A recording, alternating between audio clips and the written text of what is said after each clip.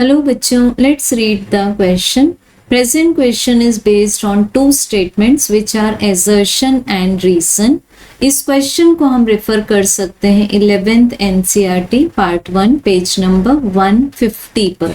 So assertion says a heavy nucleus decays according to radioactive laws. The center of mass moves along the same path along which the original decaying nucleus was moving. And the reason says the total linear momentum of the system is same before and after decay. So बच्चों यहाँ पर हमें assertion में given है एक heavy radioactive nucleus. अब ये जो न्यूक्लियस है वो रेडियोएक्टिव लॉज के अकॉर्डिंग डिके हो रहा है और ये डिवाइड हो रहा है, मान लेते हैं कि टू लाइटर न्यूक्लियाई में, एंड इसमें से कुछ फिर एनर्जी भी रिलीज होगी. सो क्वेश्चन में बताया हुआ है यहाँ एजर्शन में कि यहाँ जो हमें डिकेड पार्ट्स मिल चुके हैं उनका सेंटर ऑफ मास भी सेम पाथ के अलोंग मूव करेगा जिस पर कि ओरिजिनल डिकेइंग न्यूक्लियस मूव कर रहा था. सो बच्चों मान लेते हैं हम यहाँ पर एक सिंपलर एग्जाम्पल कि ये हमारे पास में हैवी रेडियो एक्टिव न्यूक्लियस है और ये फिर दो लाइटर न्यूक्लियाई पार्ट में डिके हो चुका है.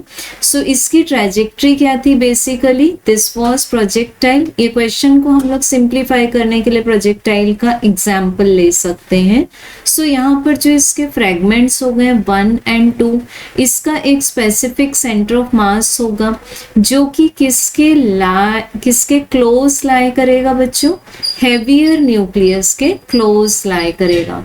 सो वो सेंटर ऑफ मास भी इसी ट्रेजेक्टरी को फॉलो करेगा as just this example resembles to the explosion of a bomb. So we can say that assertion is true. अब रीजन, ये रीजन में बताया कि टोटल लीनियर मोमेंटम कांस्टेंट रहेगा before and after decay. So ये भी true है because यहाँ पर ये जो रेडियो एक्टिव न्यूक्लियस डिके हुआ है ये इसकी इंटरनल एनर्जी, इंटरनल फोर्सेस के कारण हुआ है. तो यहाँ पर कोई भी एक्सटर्नल फोर्सेस प्रेजेंट नहीं है. So we can take that the law of conservation of linear momentum will be obeyed here. It means क्या हुआ बच्चों यहाँ पर कि जो लीनियर मोमेंटम है वो कांस्टेंट रहेगा. So reason can well explain the assertion. Hence correct answer will be option 1. Thank you.